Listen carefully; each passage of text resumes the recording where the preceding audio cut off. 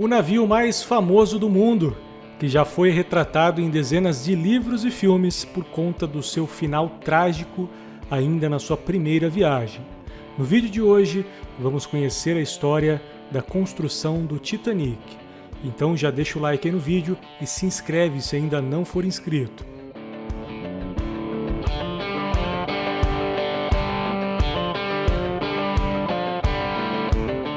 Aproveitando a temática do vídeo de hoje, eu quero recomendar para vocês um jogo sensacional, onde você vai poder ter a experiência de travar batalhas navais históricas com seus amigos online. O game de estratégia World of Warships está patrocinando esse vídeo e ele é para aqueles que gostam de desafios e batalhas épicas e um dos games mais bonitos e divertidos da atualidade. Eu particularmente sou viciado em games de estratégia. E o melhor de tudo é que o game é totalmente gratuito e já conta com mais de 30 milhões de jogadores ao redor do mundo. Baixe o game agora mesmo, no link que está aí na descrição. E para você que ainda acha pouco, vou deixar também na descrição do vídeo um cupom exclusivo onde você vai ganhar diversos brindes dentro do game, que são 700 dobrões, 1 milhão de créditos, 7 dias de conta premium e 2 navios exclusivos, que são o USS Charleston e o navio japonês Ishizuki. Isso tudo para melhorar ainda mais a sua experiência. O cupom exclusivo é Ready for Battle 2020. Em breve o game ainda vai contar com submarinos jogáveis, aumentando ainda mais a diversão. Então não perde tempo. Se você gosta de história, esse é o game perfeito para você. A entrada do século XX foi marcada por diversos avanços nas áreas de engenharia. Um dos setores que mais crescia na época era o transporte marítimo, que no século XIX, com os primeiros transatlânticos começando a se popularizar e com o aumento do interesse na migração, empresas como a britânica White Star Line faziam investimentos cada vez maiores na construção de navios de passageiros. Assim como hoje, as maiores companhias competiam entre si para saber qual construiria o maior, mais rápido e mais luxuoso navio. A competição é algo saudável para a indústria, afinal, os avanços tecnológicos a cada novo projeto beneficiam todo o setor. Foi com esse espírito de competição que nasceu a ideia da construção de um conjunto de 3 supernavios, com a intenção de desbancar a americana Cunard Line, com seus 2 transatlânticos, o Lusitânia e o Mauritânia, na época os detentores do posto de maiores do mundo. O presidente da White Star Line, Joseph Bruce Smyth, em conjunto da empresa Harland Wolff, começaram os planos para a construção dos 3 navios, nomeados em homenagem à mitologia grega. Eram o Olympic, o Titanic e o Gigantic, que posteriormente teve o seu nome alterado para Britannic. As configurações dos navios eram muito parecidas, com pequenas mudanças e diferenças de cor. O estaleiro Harland Wolff, em Belfast, teve que se adaptar para a construção das enormes embarcações. Uma estrutura de quase 70 metros de altura, com 260 metros de comprimento, composta por vigas metálicas e pontes rolantes, foi construída para auxiliar na montagem da estrutura. A montagem desses pórticos, para possibilitar o início dos trabalhos, custou na época 175 mil dólares, o equivalente a 11 milhões de dólares hoje. No outono de 1908, o Titanic e o seu navio irmão Olympic começaram a ser construídos lado a lado, com um projeto de 2 dos melhores engenheiros navais da época, Thomas Andrews e Alexander Carlisle. Os 2 navios utilizavam o que havia de melhor em tecnologia. Pensando na segurança, foram projetados 16 compartimentos estanques e 12 comportas automáticas, que tinham o papel de evitar a inundação completa do navio em caso de colisão. Sendo um dos poucos com esse sistema, era previsto que pudesse flutuar mesmo com 4 desses compartimentos completamente cheios. Além disso, o projeto previa a instalação de 8 bombas d'água capazes de extrair 400 toneladas de água por hora. Sua estrutura era algo inimaginável para a época. A quilha, viga que se estende de ponta a ponta do navio, ou melhor, de proa a polpa, tinha altura de quase 2 homens. Construído inteiramente em aço de alta qualidade, foram necessárias 2.000 placas de 2 por 3 metros com quase 4 centímetros de espessura para a construção do seu casco. Com um sistema de sobreposição de placas, a fixação era feita com rebites. Apesar disso ser o que havia de melhor na época, os rebites eram de ferro forjado, um material bem mais frágil que as placas utilizadas. Essa escolha, assim como algumas outras, acabou saindo bem caro para o Titanic. A parte do casco, que ficava submersa, tinha uma camada dupla para suportar os impactos com bancos de areia, corais e icebergs. Com 9 pavimentos e 53 metros de altura, o Titanic e seu irmão eram de longe os maiores e mais altos navios já construídos. Para se ter uma ideia, o concorrente Mauritânia tinha apenas 18 metros de altura, 3 vezes menor. Pesando mais de 50.000 toneladas, o Titanic precisava de um conjunto de motores potentes. Na época, seus motores a vapor precisavam de 29 caldeiras alimentadas por 6 fornos, consumindo 700 toneladas de carvão por dia para gerar os 30.000 cavalos necessários para movimentar o enorme navio. O conjunto de 3 hélices com 7 metros de diâmetro, feitas inteiramente em bronze, impressionavam pelo tamanho. Apesar dos seus motores potentes, o RMS Titanic não era considerado rápido, nem mesmo para a época. Sua velocidade média era de 21 nós, cerca de 39 km por hora. Além disso, em velocidade máxima, o navio precisava de mais de 800 metros para sua completa parada, quase o limite de 3 vezes o seu comprimento exigido pela autoridade marítima inglesa. A fumaça gerada pela queima do carvão era dispersada por 3 das 4 enormes chaminés. Uma delas, inicialmente, tinha a intenção apenas de tornar o navio ainda mais imponente. Como cada chaminé representava um motor, ter 4 daria a impressão de mais potência. Apesar do seu apelo simplesmente estético, a 4ª chaminé acabou servindo como ventilação para o compartimento de fornos e cozinha. O Titanic era um dos poucos navios que já continha energia elétrica, que era gerada por 4 dínamos que transformavam a energia mecânica dos motores em energia elétrica, iluminando todo o navio, além de possibilitar o funcionamento dos sistemas de comunicação, que contavam com telégrafos com ondas de rádio, essenciais para navios transatlânticos, pois a comunicação constante era necessária, uma vez que o risco de colisão com outros navios e objetos era muito grande. Quando o navio avistava algo fora do normal, enviava um aviso para todos os outros navios próximos. A segurança do Royal Mail Ship, ou RMS Titanic, era considerada acima da média, sendo chamado pela imprensa da época como navio inafundável. Mesmo assim, o engenheiro Alexander Carlisle insistiu em colocar um número de botes equivalente ao número de passageiros, que era de 3.300 pessoas, mas o presidente da White Star Line não queria passar a má impressão de insegurança aos passageiros. Afinal, um navio considerado inafundável não precisaria de botes salva-vidas na visão dele, contrariando completamente as orientações do engenheiro, que na época era chefe do projeto. Se sentindo traído, Alexander pede demissão, abandonando o Titanic em 1910. O projeto então passa a ser liderado apenas por Thomas Andrews. O número de botes sugeridos por Alexander era de 52. Porém, o Titanic teve o seu projeto final aprovado com apenas 20 botes.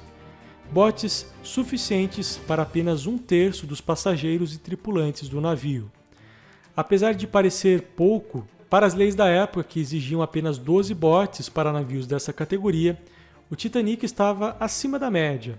O pensamento da época era que um navio daquele tamanho demoraria várias horas para afundar em um caso de acidente, o que faria dos botes apenas um meio de transferir os passageiros de um navio para o outro. 14.000 homens trabalharam em sua construção, que demorou pouco mais de 3 anos para ser finalizada, a um custo de 7,5 milhões de dólares, por volta de $500 milhão em valores atuais. 17 vidas foram perdidas durante a sua construção. Foi uma das primeiras obras desse tipo a ter 3 turnos, funcionando 24 horas por dia, 7 dias por semana. A estrutura do navio foi lançada ao mar no início de 1911, mas na ocasião não passava de um casco totalmente bruto e oco. Todas as obras internas da embarcação foram feitas com a estrutura já sobre o mar. Instalação de rede de eletricidade, montagem das acomodações, revestimento e mobiliário, o que mobilizou mais de 3.000 trabalhadores. O luxo do interior do navio era algo acima do padrão, com adornos em madeira de lei, obras de arte dos artistas mais famosos da época, grandes escadarias, lustres e sistema de elevadores. Como de costume na época, o Titanic era dividido em 3 classes. A primeira classe contava com áreas privativas, piscinas, compartimentos que continham escritórios, bibliotecas, sala de jogos, além de vários outros privilégios que o dinheiro alto dos passageiros da alta sociedade podiam pagar. A segunda classe era muito parecida com a primeira, com a diferença dos dormitórios um pouco menores, mas igualmente luxuosos, desfrutando dos mesmos restaurantes da primeira classe. A terceira classe, por sua vez, era uma realidade bem diferente. Apesar de ser consideravelmente melhor do que embarcações concorrentes, que não ofereciam nem refeições, no Titanic, os passageiros menos favorecidos dormiam em dormitórios conjuntos com beliches e banheiros compartilhados.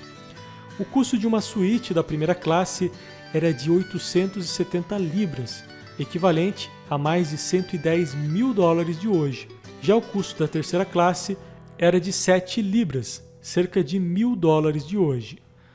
Sua viagem inaugural, comandada pelo capitão Edward Smith, saiu no dia 10 de abril de 1912, partindo de Southampton em direção a Nova York, passando ainda pelas cidades de Cherbourg, na França, e Queenstown, na Irlanda. Iniciou sua travessia do Atlântico com 2.200 pessoas a bordo, divididas em 1.316 passageiros e 885 tripulantes. Na noite do dia 14 de abril, às 22h55, o navio SS Californian enviou um chamado para o operador de telegrafia do Titanic, Jack Phillips, que mandou o operador do SS Californian se calar e sair da frequência, pois estava muito ocupado enviando telegramas dos passageiros para o continente. A mensagem que o SS Californian estava tentando passar era sobre a presença de icebergs na região. Após a negativa do transatlântico, o operador do SS Californian desligou o rádio e foi dormir. A noite do dia 14 de abril era atípica. Com o mar extremamente calmo, os oficiais responsáveis pela vigia no cesto de gávea do navio, nesta noite não estavam com os binóculos. Isso ocorreu pois antes da partida do Titanic, houve uma mudança de última hora do primeiro assistente do capitão, que na ocasião esqueceu de entregar as chaves do compartimento que guardava os binóculos, fazendo com que os vigias contassem apenas com o alcance dos olhos nus. Com o mar quase sem ondas, a dificuldade de identificar qualquer objeto era muito grande, pois as ondas, ao se quebrar em contato com outras embarcações e icebergs, era uma das principais referências para o avistamento à distância. O navio partia com velocidade total quando os vigias avistaram um iceberg a pouco mais de 500 metros, dando o alerta imediatamente à ponte de comando, que solicitou a imediata reversão dos motores. Porém, esse comando demorava até 40 segundos para fazer efeito. Precisando de uma distância de 800 metros para a completa parada, o Titanic não teve tempo de desviar da enorme pedra de gelo, com 6 vezes o tamanho do navio, que às 23h39 da noite do dia 14, rasgou o casco em vários trechos, aproximadamente 3 metros acima da quilha. O trecho mais longo tinha aproximadamente 12 metros. O rasgo aconteceu na linha de ligação entre as placas, logo acima do casco duplo. Os rebites de ferro forjado, que foram dimensionados no limite de resistência, já enfraquecidos pelas baixas temperaturas da região, não suportaram o impacto. A abertura do casco foi pouco maior que 1 metro quadrado, atingindo 5 dos 16 compartimentos estanques do navio. Outros indícios indicavam um incêndio na área das caldeiras, registrado 3 semanas antes da sua partida, que levou vários dias para ser controlado, justamente na região em que houve a colisão com o iceberg, o que gera suspeitas sobre a real integridade do aço no momento do impacto. O capitão Edward Smith solicitou ao engenheiro Thomas Andrews uma análise das avarias. Após a constatação dos 5 compartimentos inundados, Andrews deu seu parecer. O Titanic inevitavelmente iria naufragar. 7.000 litros de água entravam por segundo no navio, quantidade 17 vezes maior do que a capacidade das bombas. Os trabalhadores das caldeiras, de modo a evitar uma explosão, com o contato da água fria e o vapor, deram as suas vidas para liberar a pressão das caldeiras. 90% desses trabalhadores perderam a vida no acidente. O navio enviou diversos chamados. Apenas um foi respondido, o RMS Carpathia, a 93 quilômetros de distância, que demoraria 4 horas para chegar. O navio SS California estava a menos de 10 quilômetros de distância, porém o sistema de rádio estava desligado e, mesmo vendo os fogos soltos pelo Titanic, não foi ao socorro da embarcação, achando que era algum tipo de comemoração pelo início da primeira viagem, pois na época ninguém imaginava que um navio daquele porte poderia estar naufragando. O capitão deu a ordem para preparar os botes e avisar os passageiros. Por falta de treinamento específico, os oficiais enchiam os botes com apenas 1/3 da capacidade máxima de 65 pessoas, o que diminuiu ainda mais as chances dos passageiros e tripulantes. O Titanic demorou pouco mais de 2 horas para afundar completamente. Começando pela proa, se inclinou até os 15 graus, quando se partiu em 2, próximo à terceira chaminé. Das 2.200 pessoas a bordo, apenas 686 se salvaram, a maioria mulheres e crianças da primeira e segunda classe. Quase todos os tripulantes perderam a vida na maior tragédia marítima em tempos de paz já registrada. Com os acontecimentos do Titanic, as regras marítimas mudaram completamente. A tripulação de qualquer embarcação deve passar por treinamentos constantes, além da quantidade de botes que obrigatoriamente deve ser igual à capacidade máxima da embarcação. Com 269 metros de comprimento, 28 metros de largura e 53 metros de altura, e com mais de 50.000 toneladas, o Titanic, apesar de ser menor do que os navios de cruzeiros atuais, ficou marcado na história, não por suas dimensões, mas pela sua importância histórica. O vídeo de hoje é isso. Se você gostou, deixa o like e se inscreve no canal se ainda não for inscrito. Siga a gente também lá no Instagram, eu garanto que você vai gostar.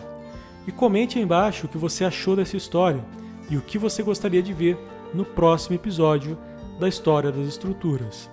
Valeu e até o próximo vídeo.